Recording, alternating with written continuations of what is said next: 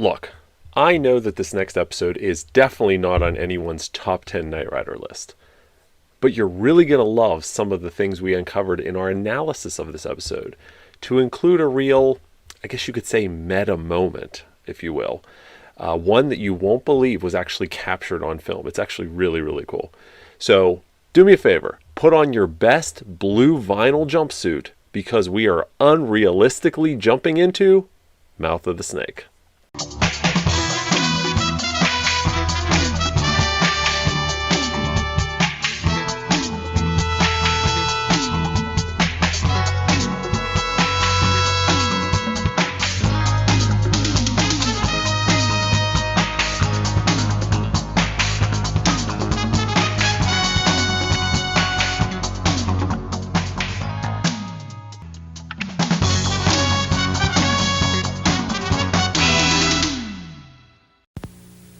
Sunday, on an all-new 2-hour Knight Rider movie, Michael must save a beautiful woman from a madman bent on destruction.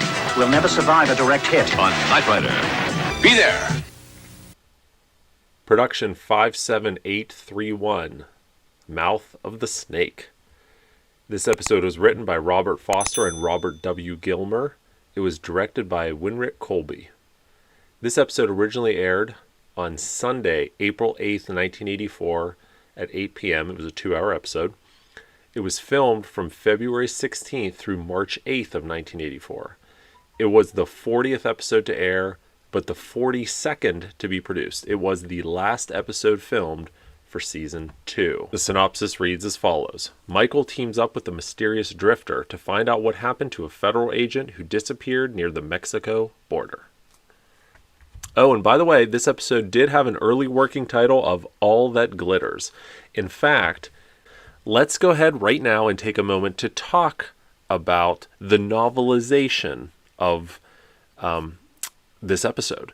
So, back when the show was on, 5 novels were written based on episodes of the series. We have the pilot. The next one I think was Trust Doesn't Rust, then Hearts of Stone. There was one on Mouth of the Snake called All That Glitters, and there was one on Goliath called Mirror Image. And Mouth of the Snake, or All That Glitters, the book, was actually the 4th one to come out, and the final one was Mirror Image. So they were kind of flip-flopped in terms of how the episodes were shown. So, but some interesting details that come out of the novelization of that book. Of course, novels, they're able to flesh out characters better than they can, obviously, in a movie or TV show. So, here's some interesting tidbits from the novelization of Mouth of the Snake, All That Glitters, that I think you're going to really enjoy. So, first of all, Michael began dating Bonnie shortly after the events of Hearts of Stone. In this novel, he recalls first seeing her stepping off the semi at the Millston Airport from the pilot episode, and the semi had a code name of Rook 1. Bonnie left the foundation to become the head of research at Flag's New York offices, and her annual salary was $200,000, which was pretty good for 1984. There is a scene in the actual filmed episode of Mouth of the Snake where Michael is talking to Joanna and he says something along the lines of, I've never been married, but I know what it's like to be in love and to lose that love. Well, when you watch it in terms of the episode, you think he's talking about Stevie, right? Because, Let It Be Me is coming up. It's the next episode. We already had Whitebird, so you're assuming they're talking about Stevie. But according to this novel, Michael's actually referring to Bonnie. Let's see, what else? Kit has an all-terrain mode in this episode. When activated, Kit's body elevates slightly and switches to 4-wheel drive. Governor brackets extend to shield his foam-filled tires. Sounds a little bit like high traction drop-downs, doesn't it? Michael still carries his police-issued handgun in Kit's glove compartment. If Kit exceeds 200 miles an hour, there's a chance he will damage his lambda circuit. And finally, April is actually introduced at the end of this novel as Devon's daughter. Her maiden name is Miles. She was married to a man named Michael Curtis, but they divorced. April is said to have 3 more degrees than Bonnie and experience with Knight Industries prototypes. So very interesting details that that kind of come out of the novelization of this episode. Oh, and one other thing. So obviously in Mouth of the Snake, the two main characters, main guest stars, are David Dalton and Joanna, right? So in the fifth novel, Mirror Image, it starts out by talking, it kind of refers back to the All That Glitters book, and it's revealed that David Dalton and Joanna become engaged shortly after the end of this episode, which if you watch the episode and you see how they look at each other at the end, you could see that potentially happening. So just some interesting tidbits there.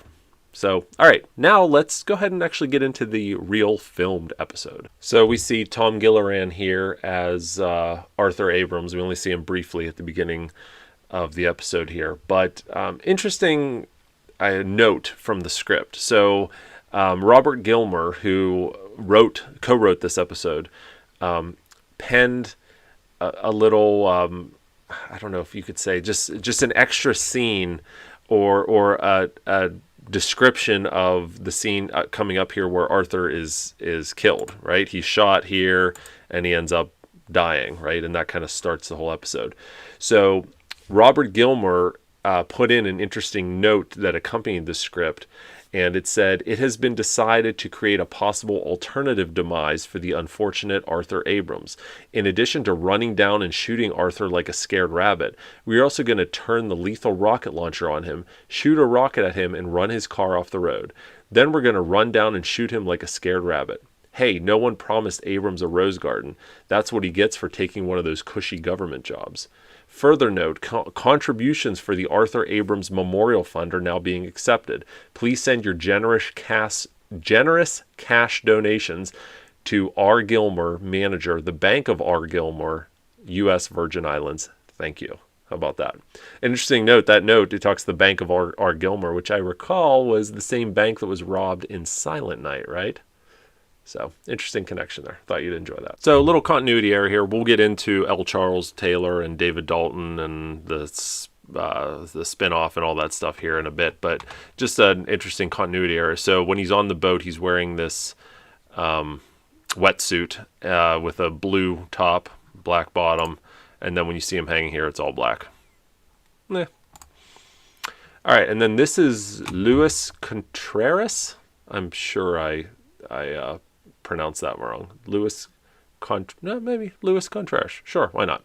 Anyways, he's back in Night of the Juggernaut. You might remember him. He was, it is right after KITT was destroyed. Michael was walking in a dark alley and a bunch of thugs come up to him. And this is the guy that says, "Hey, why don't you give me $10? And then, of course, the Street Avenger RC scares them all off. But he makes his second and final appearance in Night of the Juggernaut. All right, and let's take a moment and talk about how out of control David's hair is here, right? So this is the last episode filmed for season 2, as we said, and in Hasselhoff's personal life, he's getting ready to marry Catherine Hickland. This episode finished filming March 8th, 1984, and Hasselhoff and Catherine Hickland got married on March 24th, 1984. And yes, believe it or not, in our collection, we actually own an original invitation to their wedding reception. Why not? So, part of the reason, and it's been reported before that the reason that Hasselhoff wasn't in Mouth of the Snake as much was because he was on his honeymoon with Catherine, but the dates don't line up. So I'm thinking more along the lines of he wasn't in Mouth of the Snake as much so he could kind of take some time off and get ready for his wedding, because it was a few weeks from there. And one other note that we have, and I know the quality of this is horrible, but this is a letter from MCA Universal. You and a guest are invited to attend the Knight Rider wrap party Wednesday, March 14th, 1984. So that was 6 days after they wrapped Mouth of the Snake. But so I'm sure David Hasselhoff and Catherine Hickland were at this event as well. So Michael arrives in Calexico, California, right, which is actually 8525 Sepulveda Boulevard in Los Angeles.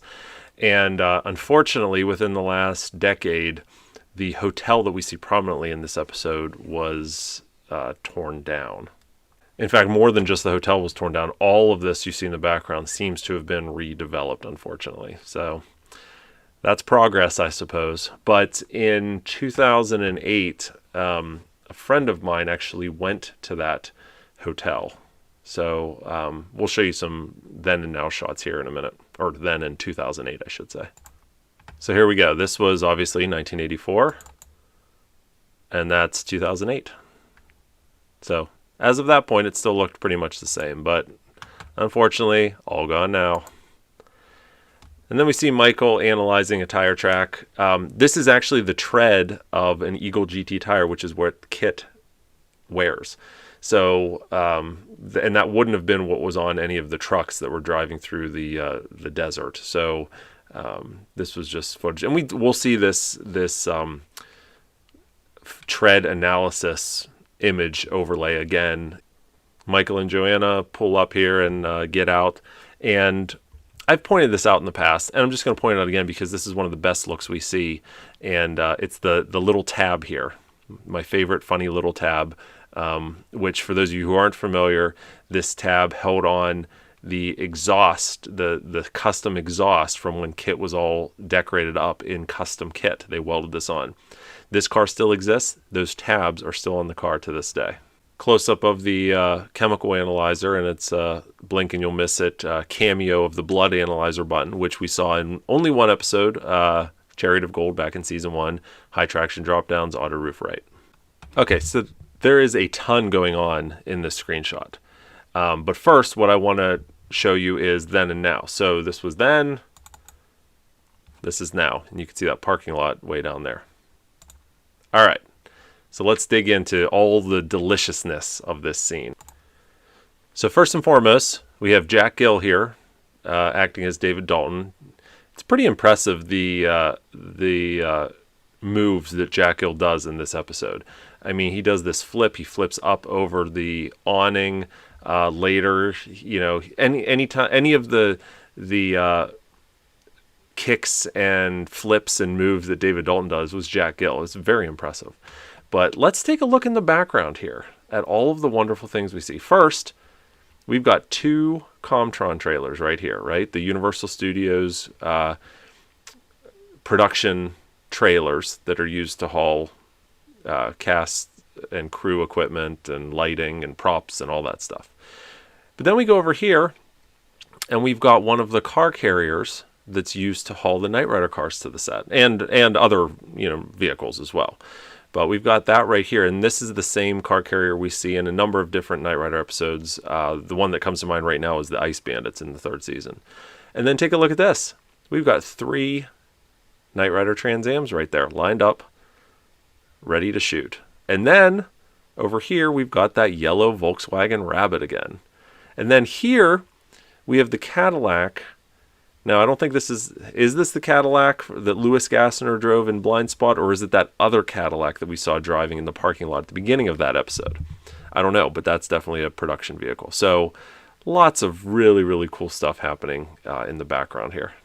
So this is Eduardo's warehouse, and it still, fortunately, it still exists, I suppose. I mean, it's a pretty nondescript building, but if you want to visit it, sure, why not? So this used to be the Boys and Girls Club back in the 80s. Now it seems to be a packaging supply warehouse, but it's on Rye Canyon Road in Valencia, California. All right, and here's our first appearance in the episode of the left-hand blind drive car. Once again, we can see a little bit of the hood over the seat. We can see a gap in the overhead console where you can see the headliner, and we can see the passenger side sun visor. So in this episode, they actually used 5 Trans Ams. The last few episodes, they've only been using 4. So they use the hero car, back up to the hero car, or the insert car, as it is in season 2, hardtop stunt car, left-hand blind drive car, and then they also used another Trans Am, the one that would become, or that will become, the season 3 and 4 hero car at the start of season 3. So they use that. I'll point that out when we get to that point in the episode. And then we have this guy making an appearance again. He was just in A Good Night's Work. He was driving the truck whenever they had KITT shut off, and he was in the back, and then KITT escapes, and he says maybe it does have a mind of its own. So that's that guy making another appearance here. And speaking of cameos of cast and crew, here's Al Jones. We've seen him a number of times in the series. He was most recently playing Halvorson, right? The guy that drove Goliath and broke Garth Knight out of prison in Goliath Returns. But there he is here. And here's what I was talking about with Jack Gill and his amazing skills. So this is obviously supposed to be David Dalton, but here we have Jack. He's going to hit a trampoline, do a flip, and then knock these guys out. So there he is, and then my favorite screen grab of him as he does a spin around flip. So this is blurry, but I put this in here because I wanted to point something interesting out. So this is the scene where Michael calls for KITT, and they chase down David Dalton.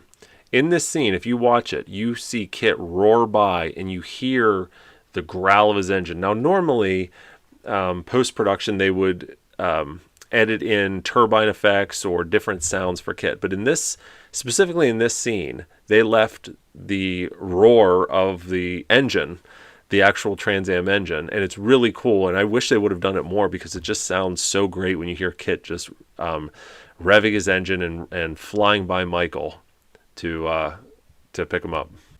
Back brace on L. Charles Taylor as he does a flip. So then KITT picks up Michael, and now we're at the hardtop stunt car.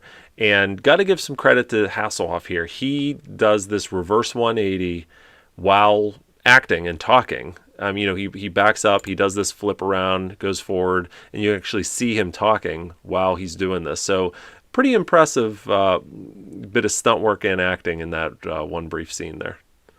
And Hasselhoff's just on fire. Here he is in the left-hand blind drive car. This is not a stunt guy. This is the left-hand blind drive car being blind driven at a pretty good speed with Hasselhoff hanging out the top, just holding on to the T-top bar. He was a little fearless. Got to give him credit. All right, so this whole scene took place at the Northridge Equipment Rentals on Napa Street in Northridge, California. But just nothing special about this scene, but here's then, and there's now. So this is where this whole scene took place on the other side of this wall here. All pretty much still the same. Okay, you guys are absolutely going to flip over this one. This is one of those weird meta moments that you're really going to like. All right, so we have Hasselhoff back at the hotel that's supposedly in Calexico, California. So again, looking in the background, there's that Universal Studios equipment trailer, and the other equipment trailers here, the Knight Rider cars over here, you can't see them because it's a tight shot. But what I want to direct your attention to is this guy and this Jeep right here. And by the way, that might be Devin's Mercedes. I don't know. But what I wanted to direct your attention to was this. So this black Jeep was we've seen this black Jeep before. This was part of the Universal Studios crew. They use this Jeep a lot for transporting equipment or whatever, transporting crew. But this guy right here looks like, so we see he's got a white shirt, a blue hat, looks like he has jeans on. He's standing by this yellow barrel. He's got some sheet here, something. He's doing something. Would you believe it if I told you that thanks to a friend of ours who was on set this day, I actually have a picture taken of this guy pretty much while they were filming this scene. You don't believe me? Take a look at this. There you go. Look at that. Isn't that ridiculous? He's actually painting the boomerangs that were going to be used by Eduardo O'Brien in the climax of this episode. So let's just kind of look at it maybe side by side here, right? So let's bring this over here. Sorry, Hasselhoff, for covering you up. This is more important. And then look here. So that yellow barrel is right here. There's the piece of wood he has on top to use as a makeshift table. See it right there. And that's what this guy is doing while they're filming the scene. He's painting the boomerangs. But there he is. There's his white shirt. There's his blue hat. There's the black Jeep right here. And if you look in the background of this photo, there's that red Cadillac. There's that yellow Volkswagen that we saw earlier in this episode. So quite a weird kind of meta moment. I think this might be, what's his name? Fambry? That's his last name. I think that's his name, the painter. Don't know for sure. But there you go. There's your meta moment. So while this was being filmed, his picture was being taken like back here behind him. Probably not this exact second, but within minutes of this being filmed, that photo was taken. Pretty cool, huh? All right, many of you have watched our video on Goliath, where we think it is now, blah, blah, blah. So for those of you who haven't seen it, we confirmed in that video that this Peterbilt that they use in this episode is Goliath after they, well, de-Goliathed it, if that's a word, which it's not. But this is the last known appearance of this rig in any production. I'm sure it was used elsewhere, but we've yet to identify it, and we don't know where it is today. But if you want to learn more about that, check out our video from probably about a month ago on Goliath. And here it is in another scene. This is in Castaic, California. And this building over here to the left, I think if we move forward here, yeah, there's the police car. This Castaic Junction restaurant, we see this in, I think it's a couple episodes. I know we see it in 10 Wheel Trouble at the very start and end of the episode. So it's unfortunately no longer here, but that building will play a prominent role in that episode. All right, we've gone long enough. It's probably time to talk about the elephant in the room, and that's that this is a spin-off. This series acts as a kind of a backdoor pilot for what would become Code of Vengeance, right? Starring L. Charles Taylor, who you see here as David Dalton. Now, if you go back on our channel, I don't know, a year and a half ago, we posted the Code of Vengeance 2-hour movie. And if you watched it, which a lot of you have, you'll see it's nothing like Knight Rider, nothing like the character of David Dalton here. His name is David Dalton, but he kind of loses all of his, like superhuman powers. Not superhuman powers, but his athletic prowess. He doesn't do flips and jumps and all this stuff this you see here. But of course Joanna's not in it. It's a completely different structure. He's a kind of a loner out there helping different people. And that movie was aired on June 30th, 1985. So it was more than a year. It was like a year and a half after Mouth of the Snake that Code of Vengeance was premiered on NBC. And they treated David Dalton more like Rambo in terms of his character, both in his look and how he acts. But they had that first movie. They had a second movie on May 11th, 1986, called Dalton Code of Vengeance 2. So what they did was they filmed the initial 2-hour movie, then they filmed 4 episodes of Dalton's Code of Vengeance. The first 2 episodes were pieced together into this second movie called Code of Vengeance 2. And then there were 2 other episodes called Rustler's Moon and The Last Holdout. So those were aired in late July through August of 1986. So this was after Knight Rider ended that they did that. But the ratings just weren't there, and they didn't film anything else after that. And really, there's not a ton out there on the movies, but we do have, this was a TV Guide ad for the first movie. There's an ad for the second movie. And then, there's all kinds of, we were able to dig up all kinds of bits in newspapers about Dalton and how it worked and how it didn't work and how it was canceled. So we've got, there's a bunch of different ones here. And if you want, go ahead and feel free to pause the video, take a read through some of these. But it's pretty much all saying kind of the same thing. So if you're interested in kind of seeing the first and only, well, not only, but the first Knight Rider spinoff, check out the Code of Vengeance full movie on our channel. And also, we're going to show you, we've got a special original commercial for Code of Vengeance that we're going to show you here, followed by the opening theme song for the Code of Vengeance TV series, which I think you're really going to like. So take a look at that. Next, a world movie premiere in the tradition of Rambo. You can get away with murder here. One man against an entire town. Code of Vengeance. Next.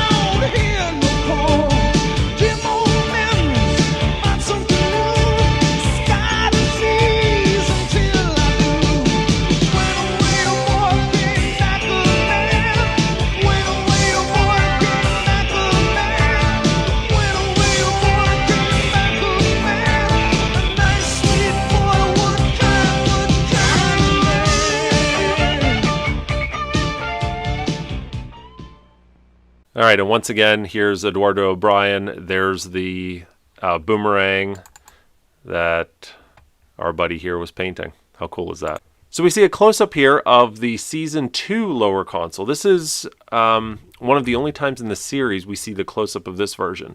So this is...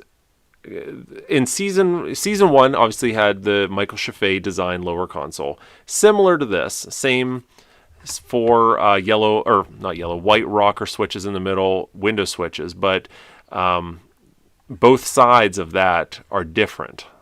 Michael Chaffee's is different than this. So this was a version they designed for Season 2. We only saw this version in Season 2, and then when the car was redesigned in Season 3, it got a whole new lower console. But this is a really great look, our only look at this lower console. All right, and once again, there's our the most used helicopter in Knight Rider, going all the way back to Season 1. We saw it in Hearts of Stone. I mean, this helicopter is just... pretty much anytime they needed a helicopter in Knight Rider, they used this one. Nothing too exciting here. This is the insert car, but you can see the reflection of all of the lights that they had mounted on the car to brighten up the interior. Those are 3 lights there, and the lights you see there reflecting in Hasselhoff's sunglasses. So it should also be pointed out, we do not see Rebecca Holden in this episode at all, and Devon is relegated to 2 kind of quick cameos, I guess you could say, on KITT's monitors. We don't even see him really in person in this episode. So again, the idea was pretty much to give the Knight Rider principal actors a break and put the focus on David Dalton and Joanna St. John in this episode. So they all just kind of got a break for the end of Season 2. More great model work by Sessoms and Slagle. This very well could be the same model they used for Goliath, just, again, stripped down and repainted. And there's not supposed to be anyone in the cab, but the Sessoms model had what looks like a Michael Knight figure sitting in the cab, which very well could be. And anytime you see gauges on a helicopter or an airplane in Knight Rider, you know they're fake. And they always have this simulated, sometimes they say simulated engine failure. This says what? Simulator prohibited. I don't know. All right, so this whole scene takes place actually in Bronson Canyon, which, again, a well-used Knight Rider location, a knight in shining armor, burial ground. We see this a lot of times. Also the location of the Batcave in the 1966 Batman series.